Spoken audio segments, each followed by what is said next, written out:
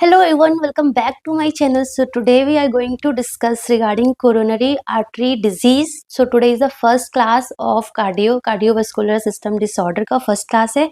So coronary artery disease, very simple what happens. So it is a disease where coronary artery becomes narrow और block due to atherosclerosis. So basically what happen कि जो हमारा जो heart है that is supply by the coronary artery. Okay, so जो हमारा ascending aorta है उसका एक ब्रांच निकलता है दैट इज द जो कि दो पार्ट में डिवाइड होता है हमारा राइट कोरोनरी आर्टरी में एंड लेफ्ट कोरोनरी आर्टरी में. ठीक है, right coronary artery and left coronary artery. ठीक है ना.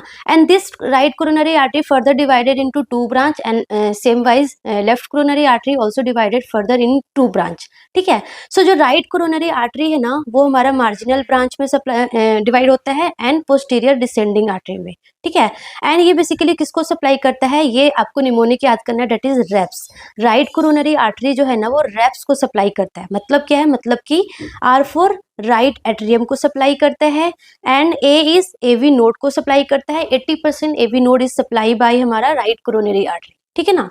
And part of SA node is also supplied by the like right coronary artery also supply the part of SA node like 60% you can say. and septum को like posterior interventricular septum को भी कौन supply करता है, हमारा right coronary artery. And same wise जो हमारा left coronary artery है ना वो फर्दर दो पार्ट में डिवाइड होता है that is the left anterior descending artery. C this is the left anterior descending artery and the circumflex artery. ठीक है ना, दो पार्ट में डिवाइड हो गया, left anterior descending artery and the circumflex artery. ठीक है. एंड ये जो है ना, ये जो हमारा लेफ्ट कोरोनरी आर्टरी है ना बेसिकली किसको सप्लाई करता है, हमारे लेफ्ट को सप्लाई करता है. मतलब कि लेफ्ट एट्रियम को, ए फॉर एंटीरियर वॉल को बेसिकली कौन सप्लाई करता है, हमारा लेफ्ट एंटीरियर डिसेंडिंग आर्टरी जो है ना बेसिकली हमारा पूरा का पूरा एंटीरियर वॉल को सप्लाई करता है. ठीक है ना. सो एंटीरियर वॉल एमआई जो आगे हम पढ़ेंगे ना तो उसमें ये यूजफुल होगा. उसके बाद पार्ट ऑफ सेप्टम को भी सप्लाई करता है हमारा left coronary artery and side of left ventricle को भी हमारा लेफ्ट कोरोनरी आर्टरी सप्लाई करता है. ठीक है ना. सो ये हमारा कोरोनरी आर्टरी हुआ. ठीक है. सो अगर ब्लॉकेज, लेट सपोज अगर ब्लॉकेज यहाँ पे है, यहाँ पे अगर ब्लॉकेज होगा तो आगे ब्लड सप्लाई नहीं हो पाएगा, तो ये पार्ट में क्या होगा, इन्फेक्शन होगा. सेम वाइज अगर इस पार्ट यहाँ पे क्लॉट फॉर्म हुआ है तो आगे वाला जो पार्ट है जो ये आर्टरी आगे पार्ट को सप्लाई कर रहा है तो इस पार्ट में ऑक्सीजन नहीं मिलेगा, इस पार्ट को वो सप्लाई नहीं कर पाएगा. सो उसी के अकॉर्डिंग डिफरेंट पार्ट में जहाँ पे सप्लाई रुकेगी उसी के according like MI myocardial infection वगैरह देखने को मिलेगा. सो वो हम लेटर पार्ट में डिस्कस करेंगे. So first of all coronary artery disease क्या होता है. कोरोनरी आर्टरी डिजीज मतलब कि disease to the coronary artery. Coronary artery क्या है, जो सप्लाई करता है हमारा मायोकार्डियम को, हमारे हार्ट के मसल्स को, मायोकार्डियम को जो सप्लाई करता है उसे बोलते हैं कोरोनरी आर्टरी, जो लेके जाता है ब्लड. सो कोरोनरी आर्टरी बिकम्स नैरो हो जाती है या फिर ब्लॉक हो जाती है. क्यों हो जाती है, बिकॉज ऑफ द एथेरोस्क्लेरोसिस, है ना, एथेरोस्क्लेरोसिस की वजह से and leading to reduce blood supply. अब आप ही को सोचो, ये हमारी आर्टरी है, लेट्स सपोज ये हमारी आर्टरी है, यहाँ पे कुछ क्लॉट, यहाँ पे जो भी एथेरोस्क्लेरोसिस हो गया तो आगे ब्लड नहीं जा पाएगा ना, आगे ब्लड नहीं जा पाएगा तो आगे ब्लड नहीं जाएगा, आगे ऑक्सीजन नहीं जाएगा तो मायोकार्डियम को ऑक्सीजन नहीं मिलेगा, ब्लड नहीं मिलेगा, है ना. So reduce blood supply to the heart muscle, जिसकी वजह से अंजाइना होगा स्टार्टिंग में, like chest pain, like angina, different type of angina, like unstable angina, stable angina, variant angina, बहुत सारे टाइप्स का अंजाइना होते हैं. एंड तभी भी ट्रीट नहीं कर पाएंगे तो मायोकार्डियल इन्फेक्शन हो सकता है, जैसे कि ST elevation MI, non ST elevation MI and like sudden cardiac arrest भी हो सकता है. सो बेसिकली एथेरोस्क्लेरोसिस बेसिकली होता क्या है, this is the very very important thing, क्योंकि बेसिकली क्या हो रहा है हमारे कोरोनरी आर्टरी में, बेसिकली क्या हो रहा है, एथेरोस्क्लेरोसिस हो रहा है, जिसकी वजह से ब्लड सप्लाई क्या हो रही है, हैम्पर्ड हो रही है. ठीक है ना. सो एथेरोस्क्लेरोसिस का मतलब क्या होता है, इसका मतलब होता है कि जो फैट होते हैं ना, फैट हो गया, कोलेस्ट्रॉल हो गया, इन्फ्लेमेटरी सेल्स हो गया, वो आर्टरीज के अंदर बिल्डअप हो जाना. जो हमारी आर्टरीज है, let's suppose this is the artery, ये आर्टरी है, इसके अंदर फैट का, कोलेस्ट्रॉल का, इन्फ्लेमेटरी सेल्स का बिल्डअप हो जाना. अब ये यहाँ पे बिल्डअप हो गया, यहाँ पे ये बैठ गया, तो जो ब्लड जा रही थी उसको तो ऑब्स्ट्रक्शन हो गया ना, अब तो कम स्पेस बचा है, या फिर अगर पूरे में ही जम गया तो आगे ब्लड तो जा ही नहीं पाएगा. सो जिसकी वजह से क्या होगा, inside the arteries plague form होगा एंड जिसकी वजह से क्या होगा, आर्टरी जो है वो नैरो हो जाएगी एंड हार्ड हो जाएगी, ठीक है ना। सो ये बेसिकली होता कैसे है, दिस इज वेरी इंपॉर्टेंट कि क्या मैकेनिज्म है, क्या प्रोसेस है एथेरोस्क्लेरोसिस होने का। एकदम से नहीं होता है, धीरे धीरे होता है। कैसे होता है, तो सबसे पहले जो हमारी कोरोनरी आर्टरी है, लेट्स सपोज ये हमारी कोरोनरी आर्टरी है, कोरोनरी आर्टरी की जो इनर लाइनिंग है ना उसको बोलते हैं एंडोथीलियल। सो सबसे पहले क्या होता है, एंडोथीलियल का डैमेज होता है, एंडोथीलियल इंजरी होती है। क्यों होती है, because of any risk factor. जैसे कि रिस्क फैक्टर की बात करें तो एक हमारा मॉडिफाइबल रिस्क फैक्टर होता है जिसको हम मॉडिफाई कर सकते हैं, जिसको हम रोक सकते हैं, कंट्रोल कर सकते हैं by medication, by lifestyle changes, है ना, बाय डाइट। इन सब वजह से हम उनको रोक सकते हैं, मॉडिफाई कर सकते हैं। एक होता है नॉन मॉडिफाइबल जिसको हम मॉडिफाई नहीं कर सकते हैं, ठीक है ना। सो मॉडिफाइबल जैसे कि हाइपरटेंशन हो गया, डायबिटीज मेलाइटिस हो गया, स्मोकिंग हो गया, हाइपरलिपिडेमिया हो गया, ओबेसिटी हो गया, है ना, सेडेंटरी लाइफस्टाइल हो गया, स्ट्रेस हो गया, अनहेल्दी डाइट जैसे कि high cholesterol, high non saturated high trans fat जो डाइट लेते हैं वो सारा हो गया। सो अनहेल्दी डाइट की वजह से and like non modifiable factors जैसे कि इंक्रीजिंग एज हो गया, मेल जेंडर हो गया, मेल जेंडर बिकॉज उसमें एस्ट्रोजन कम होता है, same like post menopausal women जिसमें एस्ट्रोजन कम होता है। सो एस्ट्रोजन कम होने की वजह से भी लाइक एमआई होने के चांसेस होता है, एथेरोस्क्लेरोसिस जो होता है ना वो और प्रोग्रेस हो जाता है अच्छे से। Family history of coronary artery disease हो गया या फिर जेनेटिक फैक्टर्स हो गया। So because of any risk factor या फिर कॉम्बिनेशन ऑफ रिस्क फैक्टर क्या होगा, एंडोथीलियल इंजरी होगी।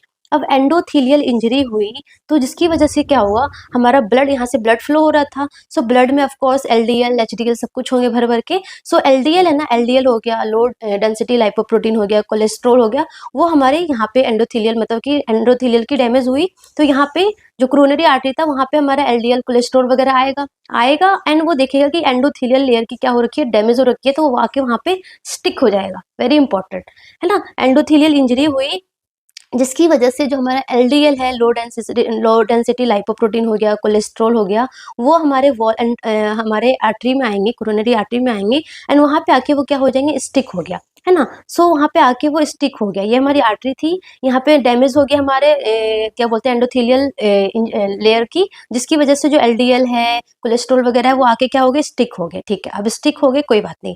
अब जैसे ही ये स्टिक होंगे सो ये फर्दर क्या हो जाएंगे, ऑक्सीडाइज्ड हो जाएंगे। ऑक्सीडाइज हो जाएंगे एंड ऑक्सीडाइज होने की वजह से क्या रिलीज करेंगे, टॉक्सिक ऑफ कोर्स रिलीज करेंगे।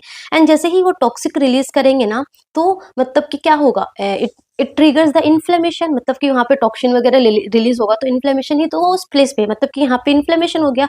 अब जैसे ही यहाँ पे इन्फ्लेमेशन होगा तो आपको पता है हमारी बॉडी में कहीं पे भी इन्फ्लेमेशन होता है तो क्या होता है, डब्ल्यूबीसी वहाँ पे आते हैं, है ना, मैक्रोफेजेस आते हैं, तो वो सब मतलब हमारी बॉडी सेंस करेगी कि कहीं पे इन्फ्लेमेशन हुआ है, चलो उस जगह पे अटैक करते हैं। वहाँ पे डब्ल्यूबीसी आके अटैक करेगा, वहाँ पे डब्ल्यूबीसी आएगा, मैक्रोफेजेस आएगा, है ना, for as a protective mechanism की तरह। सो वो आएंगे एंड वो जो भी ऑक्सीडाइज होके जो भी टॉक्सिक रिलीज हुआ था उसको क्या करेंगे, वो क्लीन करेंगे, है ना। वो आएंगे हमारे डब्ल्यूबीसी मैक्रोफेजेस आएंगे और इसको क्लीन करेंगे। क्लीन करने के बाद वो वहाँ पे क्या बनाएंगे, फोम सेल्स बनाएंगे। Foam cells is nothing, it is the cholesterol fill garbage cell, है ना। सो फोम सेल बनाया मतलब कि एक गार्बेज सेल वहाँ पे बन गया, ठीक है ना। एंड एंड ये जो फोम सेल बना ना इसी को बोलते हैं fatty streak. See this is the क्या बोलते हैं, फैटी स्ट्रिक बन जाएगा। यहाँ पे काइंड ऑफ यहाँ पे चिस दे नहीं रखा, समझो यहाँ पे एक फैटी स्ट्रीक बन गया, है ना। अब ये फैटी स्ट्रीक बन जाएगा ना, so like over a time, अभी ये फैटी स्टिक बना, देन ओवर अ टाइम धीरे धीरे धीरे धीरे क्या बोलते हैं वहाँ पे स्मूथ मसल्स ग्रो होंगे धीरे धीरे, क्योंकि वहाँ पे प्रोसेस तो चल रहा है, वहाँ पे स्मूथ मसल्स ग्रो होंगे, वहाँ पे फाइब्रस कैप फॉर्म होगा, तो जिसकी वजह से क्या हो जाएगा, एक प्लैक फॉर्म हो जाएगा, है ना। पहले तो क्या बोलते हैं, पहले तो जस्ट हमारा फैटी स्ट्रिक फॉर्म होगा, देन वहाँ पे बड़ा सा ऐसे प्लैक फॉर्म हो जाएगा। अब ये प्लैक फॉर्म हो गया, ठीक है ना, प्लैक फॉर्म हो गया, फैटी स्ट्रिक फॉर्म हुआ, this is the earliest sign of atherosclerosis, है ना। यहाँ पे चेस्ट पेन वगैरह देखने को मिल सकता है ना, like on doing any activities, जैसे कि ऊपर से नीचे स्टेयर्स से चढ़ के नीचे ऊपर कर लिया, सो लाइक पेन होगा। पहले पेन नहीं होता था बट अब डिस्नी ऑन एक्सर्शन हो सकता है, पेन हो सकता है। So this is the earliest sign of atherosclerosis. उसके बाद ओवर द टाइम जो फैटी स्ट्रिक है वो प्लेक में कन्वर्ट हो जाएगा, एंड जैसे ही ये प्लेक में कन्वर्ट होगा सो जो आर्टरी होगी ऑफ कोर्स क्या होगा, आर्टरी नैरो हो गई। जो आर्टरी का जो स्पेस था इतना था, पहले इतना स्पेस था, अब कितना हो गया, इतना स्पेस हो गया या और भी कम स्पेस हो गया। सो अब क्या हो गया, स्पेस कम हो गया, है ना। सो आर्टरी क्या हो जाएगी, नैरो हो जाएगी, प्लस स्टिफ भी हो जाएगी। जो पहले इतनी क्या बोलते हैं इलास्टिक थी, अब वो इलास्टिसिटी क्या हो जाएगी, कम हो जाएगी। सो क्या बोलते हैं हमारा वहाँ पे आर्टरी नैरो भी हो जाएगा और स्टिफ भी हो जाएगा, जिसकी वजह से बेसिकली अंजाइना, क्योंकि वहाँ पे आगे जो सेल्स है, आगे जो हमारा मायोकार्डियल सेल्स है, उसको ब्लड सप्लाई क्या हो जाएगी, रिड्यूस होगी। ब्लड सप्लाई रिड्यूस होगी तो ऑफकोर्स ऑक्सीजन कम मिलेगा, तो जिसकी वजह से अंजाइना मतलब चेस्ट पेन वगैरह देखने को मिलेगा, ठीक है ना। सो ये हुआ। उसके बाद वो जो प्लेग अगर रप्चर हो गया, ये जो प्लेग फॉर्म हुआ है, अगर ये रप्चर हो गया है ना, ये ग्रोथ होता रहेगा धीरे धीरे। जब ये रप्चर हुआ, रप्चर होने की वजह से आपको पता है क्या होगा, यहाँ पे क्लॉट फॉर्म होगा, यहाँ पे क्लॉट फॉर्म होगा, as you can see in this picture. So clot form होगा, सो क्या होगा बेसिकली, या तो थोड़ा बहुत स्पेस रहेगा या तो कंप्लीटली क्या करेगा, जो इस आर्टरी को ब्लॉक कर देगा। अगर ये कंप्लीटली ब्लॉक हो गया तो आगे ब्लड क्या होगा, फ्लो नहीं हो पाएगा। आगे ब्लड फ्लो नहीं हो पाएगा मतलब कि आगे मायोकार्डियम को ऑक्सीजन नहीं मिल पाएगा। ऑक्सीजन नहीं मिलेगा तो ऑफकोर्स क्या होगा, सेल वहाँ पे क्या होगी, डेथ होंगे, मायोकार्डियल की डेथ हो जाएगी, है ना। सो यही प्रोसेस होता है बेसिकली। फैटी स्ट्रिक का फॉर्मेशन होता है एंड ओवर द टाइम वो प्लेक में कन्वर्ट हो जाता है एंड वो प्लेक रप्चर होता है। उसकी वजह से आपको क्या होता है कि क्लॉट फॉर्म होंगे एंड क्लॉट फॉर्म होने की वजह से लाइक मायोकार्डियल इन्फेक्शन देखने को मिल सकता है, जैसे कि एसटी एलिवेशन मायोकार्डियल इन्फेक्शन, या फिर non ST elevation and heart attack भी हो सकते हैं ना। सो ये हुआ प्रोसेस ऑफ एथेरोस्क्लेरोसिस, ठीक है ना। कॉजेज है same, the atherosclerosis is the most common cause of coronary artery disease. उसके अलावा लाइक कोरोनरी आर्टरी स्पैज्म भी हो सकता है, जैसे कि जो कोकीन वगैरह लेते हैं उन पेशेंट में। एम्बोलिज्म भी हो सकता है, वस्कुलाइटिस भी हो सकता है, या फिर कंजेनिटल एनोमलीज की वजह से भी हो सकता है, ठीक है। सो बेसिकली ये चीजें हुई तो क्या सिम्टम्स होगा, मैंने क्या बोला, जो पेन होगा ना, पेन होगा, पेन होगा एंड पेन ना बहुत लाइक क्रशिंग स्क्वीजिंग, ऐसे लगेगा प्रेशर वाला पेन होगा, बहुत ऐसे स्क्वीज वाला पेन होगा।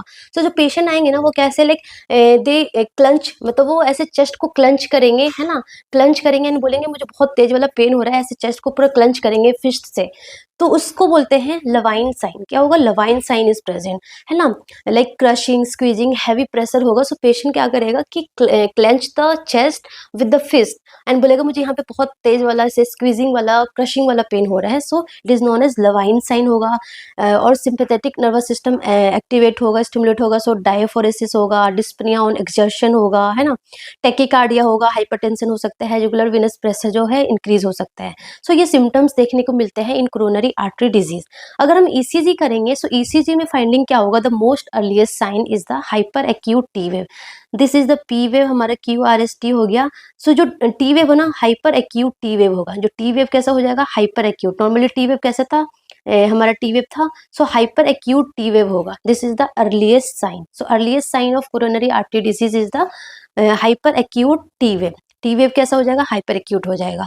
एंड देन क्या होगा, second is the S T wave elevation. S T wave elevation हो जाएगा, है ना। एस टी वेव एलिवेशन होगा, P Q R S T हमारा क्या बोलते हैं, sorry, S T wave elevation होगा। So S T wave elevation like more than 2 mm for male and more than 1.5 mm for female हो सकता है ना। सो उसको बोलेंगे STEMI, S T elevation M आई। सो हमारा P Q R S T, so हमारा क्या बोलते हैं, एस टी एलिवेशन हो सकता है, ठीक है। And then T wave inversion, third sign क्या होगा, टी वेव हमारा क्या होगा, टी वेव इन्वर्जन हो जाएगा, ठीक है। So T wave inversion. And the last sign is a deep Q wave. जो हमारा P Q R S T है ना, वो डीप क्यू वेव होगा and it is also known as pathological Q wave. And ये ना permanent होता है, मतलब कि ये जो जितने साइन है ना, like hyper acute T wave हो गया, एस टी वेव एलिवेशन हो गया, टी वेव इन्वर्जन हो गया, ये थोड़े टाइम के बाद सही हो जाएगा। But this deep Q wave is like lives permanent. Permanent होगा क्योंकि वहां पे सेल डेथ हुआ है ना, सेल का स्कार हुआ है, स्कैरिंग हुई है, सेल डेथ हुई है। सो जो क्यू वेव है ना, डीप हमेशा ऑल द टाइम रहेगा। सो इट ऑल्सो इंडिकेट कि प्रीवियस एम आई हुई है या फिर ओल्ड एम आई। जैसे कि सपोज कोई पेशेंट आया है विथ चेस्ट पेन, है ना, ये सारे साइन प्रेजेंट नहीं है क्योंकि थोड़ा टाइम के बाद वो आया है, but there is presence of deep Q wave, मतलब कि उसको फ्यूचर में, सॉरी पास्ट में कभी उसको एम आई हो रखा है ना। सो प्रीवियस एम आई और ओल्ड एम आई, है ना, ये इंडिकेट करता है हमारा deep Q wave. Very very important. So earliest sign is the hyper acute T wave, S T wave elevation, then T wave inversion and deep Q wave, ठीक है ना। So S T elevation M I में हमारा S T wave elevation होगा। अगर non S T elevation M I होगा तो जिसमें टी वेव क्या होगा, इन्वर्जन होगा। Non S T elevation M I में हमारा क्या होगा, टी वेव इन्वर्जन होगा। सो जब मैं आपको मायोकार्डियल इन्फेक्शन पढ़ाऊंगी ना, उसमें बेसिकली अच्छे से ये सारा बताऊंगी, ठीक है। सो ये हुआ। ये प्रोसेस हुआ। हम पहले पढ़ लेते हैं एथेरोस्क्लेरोसिस के क्या क्या मार्कर्स होते हैं, कि लाइक ये अगर हम इस ब्लड टेस्ट करेंगे इन सारे मार्कर्स का, तो हमें पता चल सकता है कि लाइक फ्यूचर में या फिर पास्ट में या फिर होने के चांसेस है या नहीं है। So this are the atherosclerosis marker. So first one is the HSCRP, this is the high sensitivity CRP, है ना। It indicate the predictor for future coronary events, है ना, फ्यूचर में कभी कोरोनरी आर्टरी डिजीज हो सकता है या नहीं हो सकता है। सो वो कौन बताएगा? This is the HSCRP, high sensitivity CRP, ठीक है। सेकेंड होता है हमारा marker is the total cholesterol divided by HDL, ठीक है। सो टोटल कोलेस्ट्रोल अगर इंक्रीज होगा, HDL कम होगा एंड उसका रेशियो अगर मोर देन 3.5 होगा, so very high chance for atherosclerosis.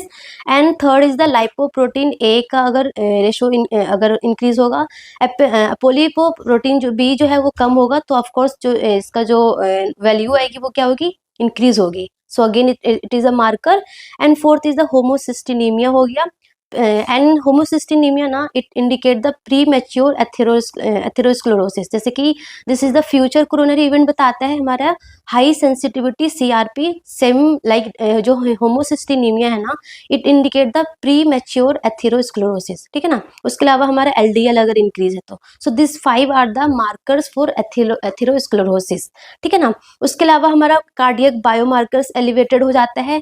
सो वो बेसिकली हम जब मैं मायोकार्डियल इन्फार्क्शन पढ़ाऊंगी तो उसमें बेसिकली अच्छे से बताऊंगी कि कब कौन एलिवेट होता है ना। सो वो हो गया हमारा कार्डियक बायोमार्कर्स हो गया। हम इकोकार्डियोग्राफी करेंगे, थ्रेडमिल टेस्ट करेंगे, ठीक है ना, TMT और स्ट्रेस टेस्ट करेंगे।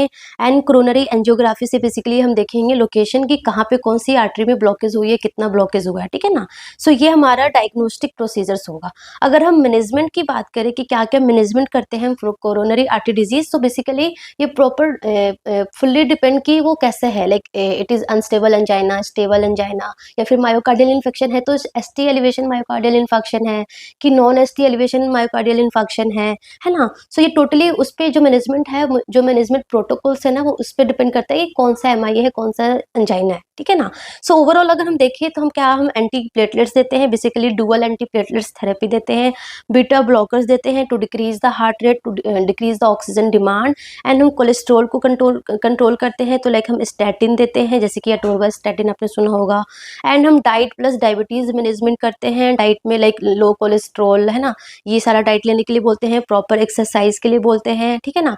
एंड डिपेंड, ये तो हमारा मेडिकल मैनेजमेंट हो गया। अगर हम सर्जिकल प्रोसीजर्स की बात करें तो हमारा एक होता है हमारा PCI, that is a percutaneous coronary intervention, जिसको कि कोरोनरी एंजियोप्लास्टी भी बोलते हैं, स्टंटिंग भी बोलते हैं, ठीक है ना।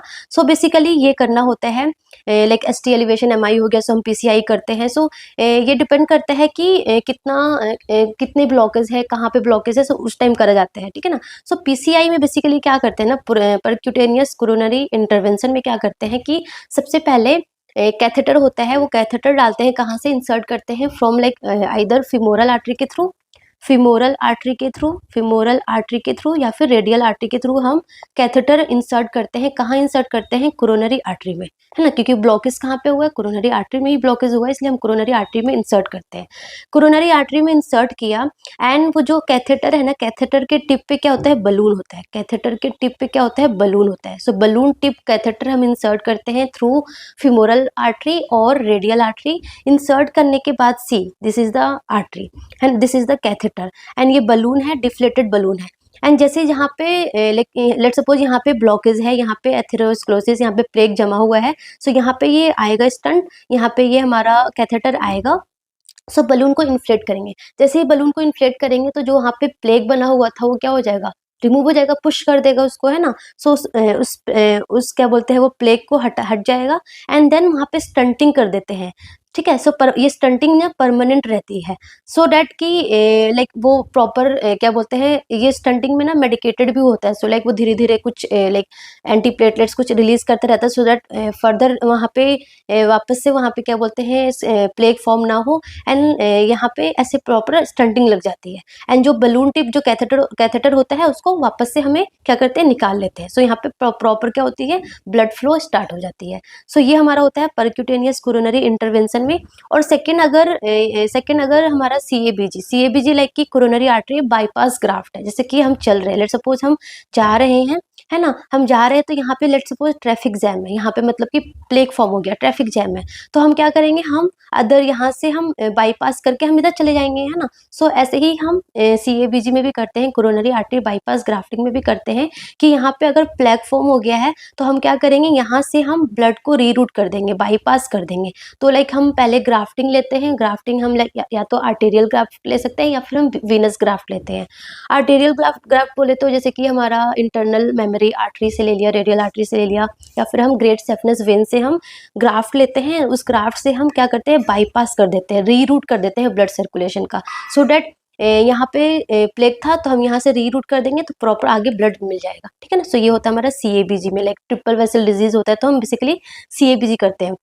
वो सब हम प्रॉपर पढ़ेंगे इन लाइक एंजाइना में, MI वगैरह में पढ़ेंगे, ठीक है ना। सो ये प्रोसीजर्स करते हैं हम डिपेंड ऑन द कंडीशन के अकॉर्डिंग, ठीक है ना। सो PCI हो गया और CABG is the procedure and ये हमारे मेडिकल मैनेजमेंट होता है, ठीक है ना। सो ये हमारा कोरोनरी आर्टरी डिजीज के बारे में था, ठीक है ना।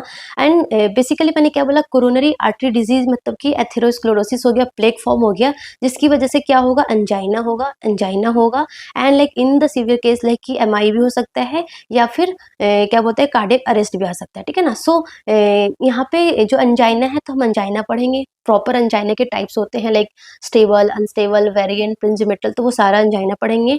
देन एक और वीडियो होगी उसमें हम मायोकार्डियल इन्फार्क्शन के बारे में पढ़ेंगे, लाइक ST एलिवेशन MI हो गया, नॉन ST एलिवेशन MI हो गया, ST एलिवेशन MI का क्या मैनेजमेंट होता है, नॉन ST एलिवेशन का क्या मैनेजमेंट होता है, सो प्रॉपर मैनेजमेंट भी पढ़ेंगे, है ना। So coronary artery disease is the like great and उसके अंडर लाइक हमारा अंजाइना हो गया, MI हो गया, ये छोटे छोटे टर्म्स हो गए, है ना। सो that's all about the coronary artery disease. In the next video we will study about the myocardial infarction and in the later video हम angina के बारे में पढ़ेंगे। Okay, so that's all about today. Thank you so much. All the best.